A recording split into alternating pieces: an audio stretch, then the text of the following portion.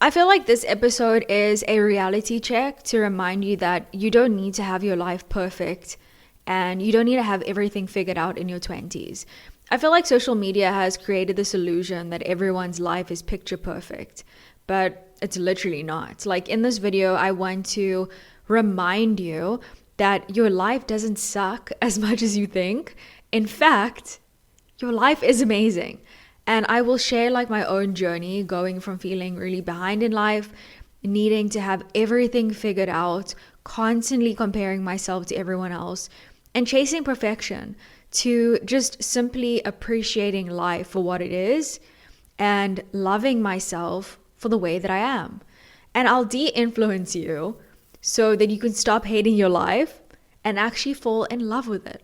A lot of us live life for the internet, and I'm guilty of this. And it's something that I've been working on changing because when I've filmed my previous vlogs on YouTube, I find myself doing things just for the video and not really doing things for me.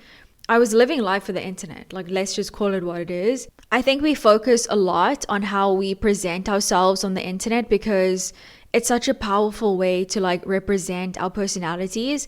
But where things slightly get a bit weird is when we start to do activities that we don't normally do, and it's not something that we would organically do, but we're just doing it because how it's going to like look really cool online. Like some people literally go on a vacation just for the sake of social media.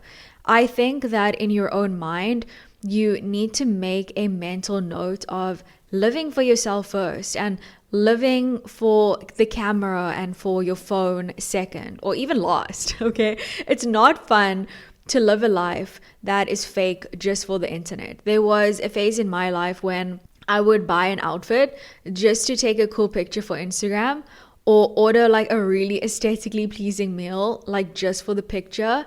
But now I want the croissant melt, okay, not the avocado toast, just because it's more aesthetic. Like, of course, I love avocado on toast, but if you understand what I'm trying to say, is that I would literally order that meal just to look cool on Instagram or just to post like a really aesthetically pleasing picture. Like, I envy people. Okay, let's not say envy, but I appreciate people who have a complete aesthetic vibe, whether it's online, whether it's in real life. Like, the amount of effort that you put into all of that it's amazing. Okay, and I definitely look at those people and I'm like, wow, the amount of energy that you put into how you look, how your online presence is, like, I really value it and I appreciate it from afar. But I will never be that person. Okay, I love taking pictures. I love looking at things that are aesthetically pleasing. It's nice to look at. Okay, but for myself, I've just come to terms with the fact that I will never be that person, and that's just the way it is. Like for me, it's exhausting trying to post something perfect on social media like all the time. I think this year for me was a major wake up call when I looked at my life and it didn't feel that great because I felt like I was living for the internet and for other people. And now I'm just like, honestly, who cares? I can't sacrifice my happiness or what I want for anyone else anymore. And also, like, no one cares. Okay, that's another reality that I've come to terms with, the fact that no one really cares. No one is paying that much attention to you. Okay, so why am I even caring that much? And once I realized that, things started to shift in my life and I started to rather do things for me and not for anyone else. Like now, I will rather choose to do things that I really want to do or try and do things that I want to experience, not just to post it on the internet. I don't know about you, but my brain is messed up. Okay, social media for me has convinced us that we need to be perfect. We need to live this perfect life. Whether that is having perfect skin, exciting jobs, dreamy relationships, traveling every month. But let me be honest with you, that is a total lie because life isn't always perfect and glamorous, and it's not supposed to be. Like, as bad as it sounds, if we don't experience hard times, how will we ever appreciate the good moments we have in life? And no one's life is perfect. My life is not perfect either. It may seem perfect from like the outside, like, oh, she eats out at Kauai all the time. She goes to cool events. She always has time to chill on the beach. But in reality, those are like snippets of my life. I'm also just figuring it all out, just like everyone else. So that is what inspired like this week's episode, because this year I want to just live life for me instead of caring about keeping up with the expectations everyone else has. And that is why I want to de-influence you as a 29-year-old young woman, and maybe you will love your life a bit more after this episode. De-influencing is a trend that emerged as like a counter movement to the overwhelming influence of social media influencers promoting products, like product pushing. Instead of recommending products to buy, de-influencers focus on telling their followers what not to buy, often pointing out items that may not live up to like the hype, are not that necessary, or aren't even worth the money. Okay, so the goal is to encourage more thoughtful, intentional consumer choices and to push back against mindless consumerism driven by influencers and advertisements. It's becoming a bit overwhelming, okay? And essentially it's about promoting honesty, sustainability, and conscious spending rather than pushing products for the sake of sales. Okay, so in my early 20s, I felt this major pressure to be successful and have a lot of money by the age of like 25, because otherwise I wouldn't be taken seriously in my 30s. I had this urge to be young and successful, and like saw other girls on social media starting businesses and becoming influencers and living this like perfect life. And I think the best piece of advice I have gotten is that, why are you in such a rush? Okay, good things take time. Not everything has to be achieved at this very moment. Now I'm 29. I don't have it all figured out. Like, I don't own a house. I'm not married. I don't have kids. My life hasn't gone exactly how I've planned, and half of my goals have not been achieved yet. When I finished high school, I wanted to travel. I didn't know like what I wanted to do, and I didn't want to waste my time studying further, especially because I had no idea what I wanted to do with my life. And then in my early 20s, I still did not know what I wanted to do. And of course, it stressed me out a lot, but not anymore. Like right now, I want to grow my YouTube channel. I want to grow my podcast. I want to get my business up and running, because I finally figured out what fulfills me career-wise, and I want to pursue that. But sometimes my thoughts are messy and all over the place, and I feel a lot of pressure to have things figured out at like a certain time or a certain age. And you know what? It's okay to not have it all figured out. And as I get older, I have become more peaceful with myself and the life that I want to create for myself. I no longer do things from the place of ego or desperation.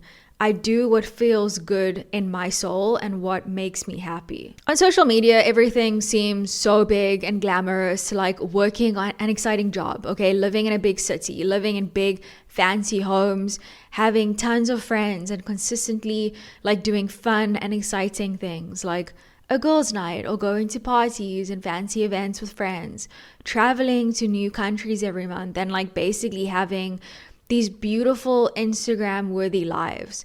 Seeing this constantly has honestly messed with my brain and my mental health, because I started seeking a life that would be interesting and worthy enough only to be showcased on social media. I started unconsciously making and seeking experiences that would be cool enough to post on Instagram. And if I wasn't doing something fun or cool or interesting, I would feel like my life is boring. And I felt like that for a very long time. Also subconsciously comparing my life to everyone else's. And you know what? It does hurt your brain, okay? When you're constantly scrolling and looking at things, it's not a healthy form of dopamine, okay? It naturally is going to take a toll on your mind. The reality is that most people live a simple life, so there is absolutely nothing wrong with yours. And I'm not just saying that because that's what people say when they have boring lives and want to feel good about themselves.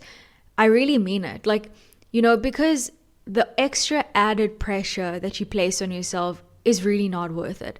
And it takes the fun out of life if you are only living life for the internet or for other people who don't even care, okay? You don't have to quit your day job and start a business to be happy. You don't have to travel every month to a new country to be happy. You don't have to get more than 100 likes on your photos to be happy. In everything you do in life, whether it's starting a business or moving homes or even posting pictures on Instagram, ask yourself, why am I doing this? What are my intentions? If your intentions are about trying to impress other people or wanting to fit in or comparing your life to someone else's, then I would suggest to rethink your decision. Most of my time, I'm literally working all the time. I'm not even kidding. I love working and I love being busy. I'm usually in comfortable clothes. I spend my weekends at home mostly. I love grabbing a smoothie by myself, watching a movie by myself at home on the couch. So basically, simple human life, okay? Nothing very glamorous and over the top. If you look at social media influencers and bloggers, many of them are traveling to new places every week, like Bali, Paris, New York, wearing really cool, trendy outfits, going to cool events, living in these really nice hotels. And I'm not gonna lie, but that, of course, that type of lifestyle looks so fun and so exciting and so perfect. But I've experienced a bit of that glamorous life when I was friends with one of these girls that I met at one of my first jobs. And to be honest, it wasn't all that fun. Sure, you go out to fancy clubs and hotels and restaurants, but I didn't enjoy it after a while. It became boring to me and I wanted to go home most of the time. And every time when we go out, I was actually not having a good time. As soon as we would arrive, I would literally just want to go home. When you're spending time, especially with people that you eventually figure out isn't your vibe, and you figure out these places don't fulfill you anymore, you start to lose interest in experiencing things like that. I'm sure it's not all like that, but in my own experience, when I've experienced that type of lifestyle, you are around a lot of superficial people and you can't really form genuine connections or friendships with those people, and it's all just kind of for show and very fake to me. It's not the life that I thought that I actually wanted. There is more to life than just going to some event or being around certain people, taking a cool picture, and then not even really enjoying yourself. Some of it obviously is very fun, trying new places and meeting new people is really fun. I just think on social media, traveling, living in hotels, driving fancy cars, wearing designer stuff is just too romanticized on social media. Maybe my experience also has to do with the fact that I'm more of an introvert, and in society there is this common understanding that the more loud and social you are, the more confident you are. And maybe it's because in movies we tend to see the nerdy guy being socially awkward, wearing the most unfashionable clothing, not getting female attention, and then you see this loud social athlete stand out because they have more confidence and they kind of get everything that they want in life. So maybe that's sort of given us a jaded perception of what an introvert is. I'm an introvert, and when I'm out in a big social setting, I do feel socially awkward. It's not my favorite thing to do. I tend to be more quiet, even around friends or family, but I am also able to turn on being social when I'm in those types of settings, and I don't get awkward in silence. I actually enjoy it, but my social battery becomes depleted very quickly. I prefer my own company or being around people that don't drain my energy. But every introvert is obviously different, and just because you are a more introverted person does not mean that you are less confident or don't know who you are or can't form connections with people. I'm not the most talkative person unless I obviously know you really well. I don't like small talk. I prefer deep conversations, and I've accepted that this is the way that I am. And especially in big social settings, you need to kind of know who you are. And if you are an introvert, there's nothing wrong with that. Once I started actually accepting myself for who I am, instead of trying to be someone that I'm not, things became easier for me and I was able to just be myself. For example, I do have good skin compared to a lot of other girls who tend to maybe struggle with their skin. However, I don't have that like perfect glass skin that you see on TikTok.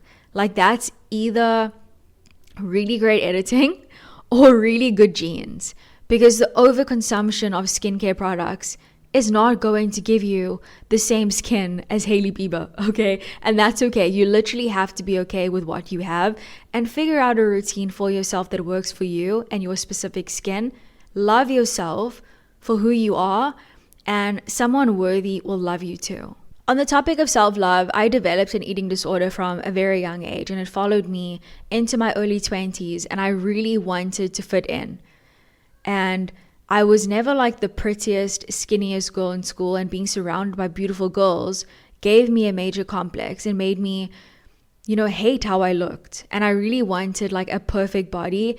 And my inspiration came from what I was looking at on TV and in magazines. And girls with perfect bodies looked so happy, and they looked like they were getting everything that they wanted. They were so, praised and so admired. And I remember trying every diet quick fix there was on the market. Like the tablets, the special teas, that like special, what do you even call that thing? A waist belt? like what was I even doing? But the moral of the story is like I was trying everything that they said would like make you lose weight, okay? Because I felt like I was going to be praised and admired and like actually fit in. And before work, I would go running or like do skipping every morning. I was so desperate to get the result that I wanted. And looking back, I actually feel sad for how I was. My solution was trying to eat less food, exercise more, and then binge eat on the side. And it became this super unhappy relationship. And then things obviously changed for me when I was like 22 or 23. I started focusing on becoming healthier and actually nourishing my body, and I lost a lot of weight. And I slowly started to love the person that I saw in the mirror. And not because I was a bit skinnier than before, but because I didn't feel the pressure to look a certain way anymore. I actually felt confident in my own skin instead of shameful. And my reasoning for wanting to be healthier and wanting to appreciate my body came from a place of like sincerity, instead of like pressure or wanting to fit in. I also don't own a lot of clothes. Okay, I may own more clothes than like the average person, but I don't find the need to have only designer items in my closet or buy only trendy items of clothing. I feel it's so normalized now to have more and more and more, and it's not necessary. So I've become more conscious as a consumer on what I need and what I like, and being creative with what I have. And not everyone can afford to have YSL and Gucci and Chanel. And even though I would love those brands myself because it's like literally perfection. It's so stunning and so timeless. I'm okay with not striving to buy those things, and I can kind of just like appreciate them. It's not going to make you cooler or a better person by having those items. That's what I'm trying to say. So don't pressure yourself to get the approval from others. Social media kind of normalizes consumerism, overconsumption, and insane spending, because that is like a sign of success, which are like the luxury items that you own. And I actually did a video on overconsumption, so definitely check that out on my main channel. But saving your money seems like such a granny thing to say, okay? But it's something that I wish I learned sooner in my life. And I feel like living below your means for a while until you get on your feet can be such a humbling experience and can teach you how to manage your money wisely and responsibly. And I feel like once you do that, you actually will have more freedom to do what you want to do, to spend your money how you want to spend it. You need all of these things to be happy and fulfilled and more successful and more meaningful to other people, because you don't. In the end, most people are so focused on their own lives They literally don't care what you are doing with yours. So if you are trying to live according to what's acceptable to other people, then I feel like you are just wasting your life and your time instead of focusing on living a life that feels good for you and only you. Social media really is an illusion, so don't let it steal your happiness, guys. So it's 2025. I hope everyone has a beautiful, abundant year. Thank you so much for the support that you've given me last year. And I just hope that we continue to grow together. So have an amazing week. If you are watching on YouTube, don't forget to like, comment, share, and subscribe. Also, like and comment on Spotify and on Apple Podcasts too. I love hearing from you, and thank you. And I will see you guys soon. So peace.